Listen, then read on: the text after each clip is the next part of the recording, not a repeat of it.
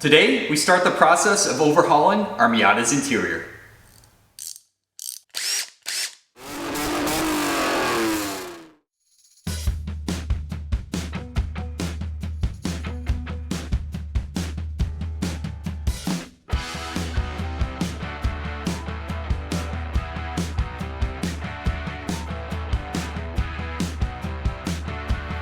Welcome back to the Auto Obsessive Garage. Chadwick with you again for another episode of Project Mariner Blueberry.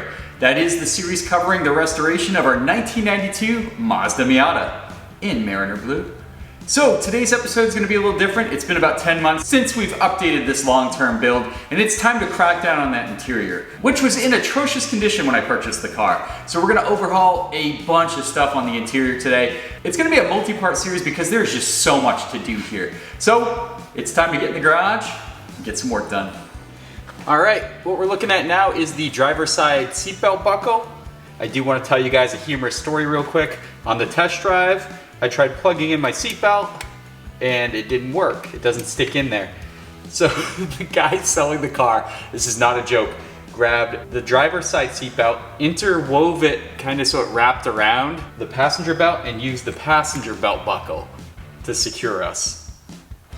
Not shady at all, right? So, true story. So, I take safety pretty seriously, so we're gonna go ahead and replace this. I did source an OEM Mazda unit. I hope I put that the right way. So this is the OEM part. I do not mess around with aftermarket seatbelt buckles or used ones that you don't know the condition they're in. Might as well just replace it. It is a little pricey, but hey, like I can't complain. Safety is a thing, I guess. Let's go ahead and take the old one out, put the new one in. Takes a 16mm bolt.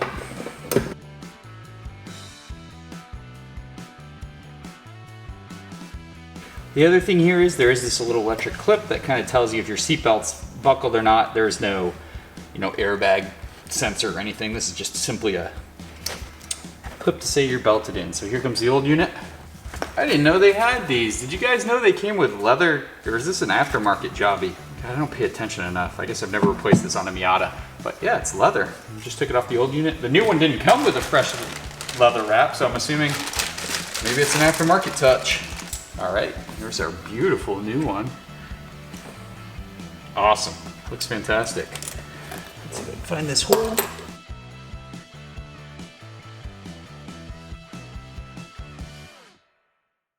You know what's really odd though? The bolt size is different. Unless it's just in my head. Yeah, 16 for the old one. Huh, looks like a 17 now. Getting weird.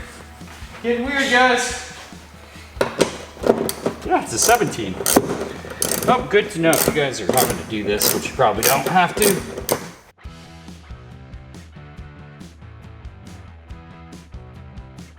And we're back in the safety game, guys. Good deal. So I actually had speakers in here when I purchased the car, but the only soundtrack I need is the bellowing 1.6 liter behemoth that lives under the hood. But seriously, weight reduction. I don't need that like half-pound speaker slowing me down.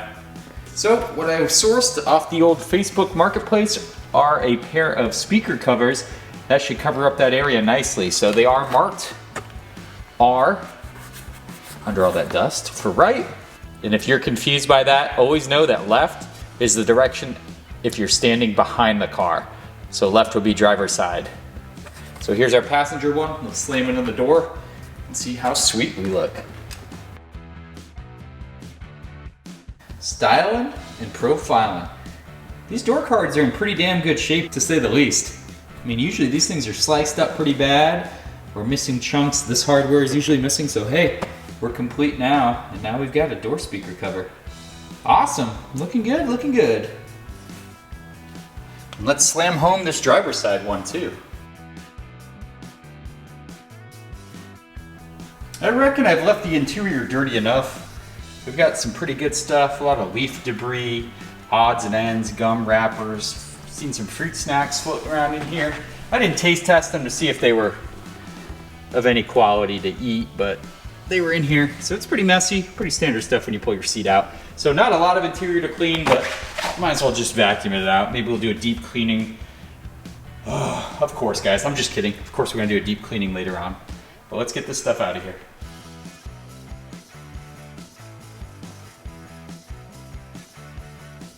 All right, with the tombstone off in the center console area, we were looking at this really disgusting old climate control unit.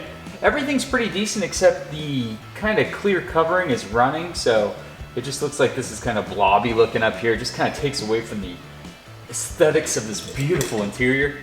So, of course, I sourced an OEM Mazda replacement unit. Look how much cleaner that's gonna look. So let's go ahead and swap that over. Like I said, if you're in here already, not a bad idea. It should make the car look a lot cleaner inside. I do like how the blue has faded to a teal color though. That's kind of cool.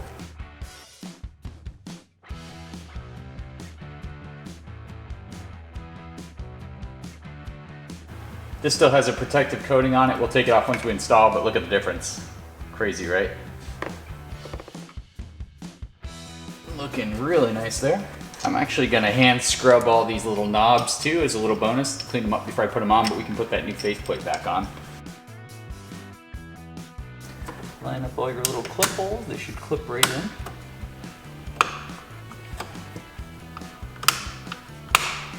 Perfect. Oh man, how good does that look already? So we'll go ahead and put those clean knobs on at this time. The knob is looking great. Before we put these little switches on, let's take this little protective film coat off here. Brilliant, looking fantastic, and we'll see our new clean knobs. Now you can see the white lines so much better on these now. I just used a little toothbrush and some interior cleaner, nothing too strong, and they cleaned up. No sense in changing the faceplate and having dirty, funky looking knobs on there. So time to do those screws again.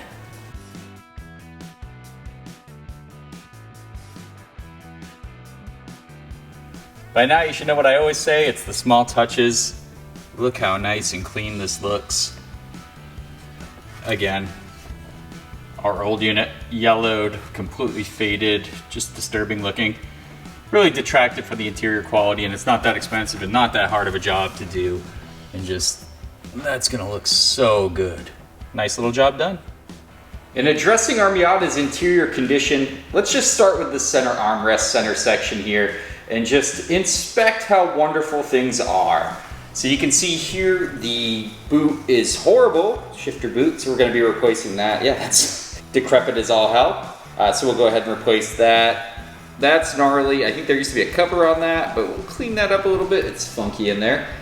The best part is the armrest cover. Now, I don't know where they got this piece of cloth from, but it's clearly coming up, and on top of that, you know, you always hope this is going to be easy to remove, things like this. As you can see, it's glued on there, so that's going to be super fun to do. What do you guys say?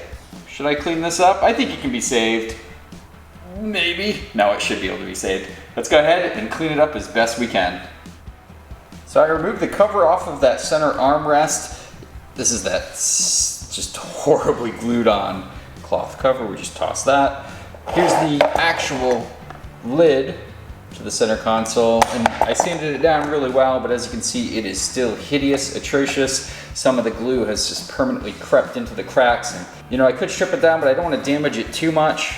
So the next thing I'm going to do is take a tack cloth to it, get all the loose stuff off from sanding, and I'm going to spray some basically fabric paint on here, get it back to a flat black color, a uniform color, and it will have a little texture to it obviously, but it should look a lot better than what we had going on. So let's get this prepped up and spray some paint on there.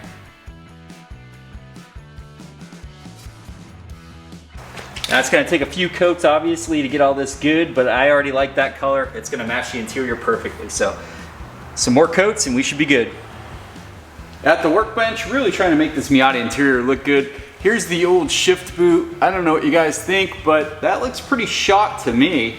Pretty gnarly in here too, so we gotta clean this up. It's really just this kind of plastic housing that has the leather shift boot stretched over it, so as you can see, it's more than perished. Yeah, she's gone. So what we're gonna do is update the interior with some fresh leather. Not only that, some blue stitching to match, or at least get close to the Mariner blue. This is the theme we're gonna be going with inside our Miata. So it's gonna look good with the exterior. I think this is gonna be nice. So let's hope this aftermarket shift boot fits on the stock Miata plastic here. The holes should line up. Let's see.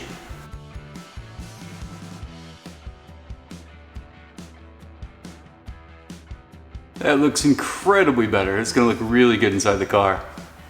Awesome.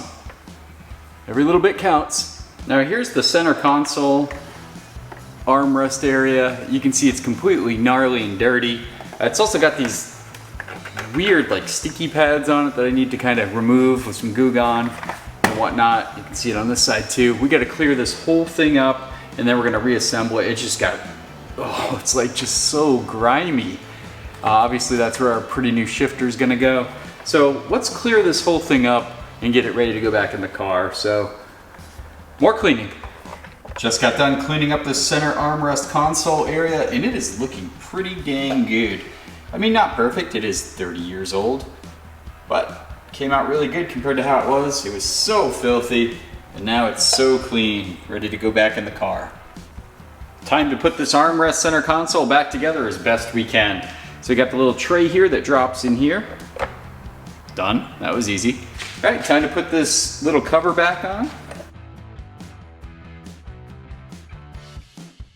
Well, here's our final product. Is it perfect? Nah, but it does look a ton more presentable than how she looked before.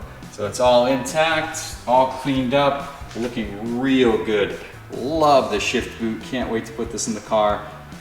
Yeah, not a bad project. It's these little things that really add to the interior of the vehicle. So, on to the next project. Here's the e-brake handle boot in our Miata. It is also not doing well. You can see it torn down here. It's really, I mean, you can see some more tearing up here, obviously. This leather is just falling apart, so we're gonna remove that. Just basically slide it off like that. Get it ready for the garbage.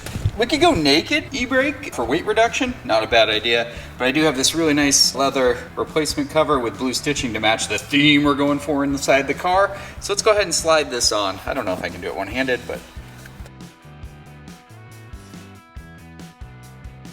and we're back with our new boot on our e-brake handle. And to tell you the truth, it looks pretty damn nice. Let's do a functionality test. Oh yeah. Now it's gonna look good with the matching shift boot too, so nice. It's almost like a Mariner blue, so it kind of works, right? We're getting there, interior. We're getting there. All right, and sprucing up the interior of the Miata. Look at these pedals, guys. The clutch and brake. The clutch doesn't have any pad on it. The brake pedal.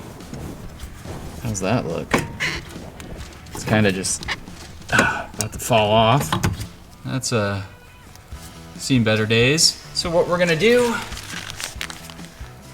is replace them with the OEM pads. So these pads are the same for the clutch and brake. Let's go ahead and slap them on the car. And there we go. Now we've got some fresh pedal pads on there. Little extra grip for braking and shifting. Nice little maintenance item to catch. Here's our Miata Tombstone, all cleaned up. Looks really nice. You remember there were all the stickers and junk on it, so we cleaned it up really nice. Looking great.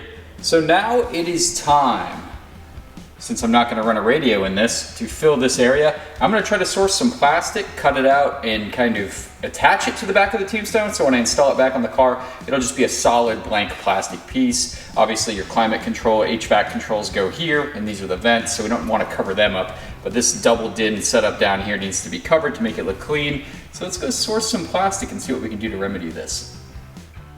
To get my plastic square to fill in the double din area, I've actually sourced an old garbage can I had kicking around. It's gonna be my plastic donor. So I found the flat surface, which is the back in this case, and I've gone ahead and hopefully accurately measured out the dimensions. You can kind of see the square there, or the rectangle. So I'm gonna use a Dremel and cut out that rectangle as neat as I can. And then we will, I added a little bit. So I took the measurements, added a couple millimeters to each one, so I have a little room to play with. You don't want too much because it won't tuck behind. So we can always shave it down if we need to. So we're gonna cut that out. Obviously sand the crap out of it and paint it because we don't wanna have blue. But this should work for what we're doing, guys. So just a little idea, if you have like stuff kicking around like this, like an old garbage can, good sacrifice to do what we're gonna do with this car. So let's cut it out. Here's my piece that I cut out. As you can see, completely ragged, jagged edges. That's not gonna fly. So I'm gonna take a power sander and kind of get that all taken care of. And then we'll strip it down, sand it, alcohol prep it, and paint it. Just gonna use a regular sander, little hand sander here to get those edges nice and smooth so it tucks nicely in behind the double din section. Let's keep working it.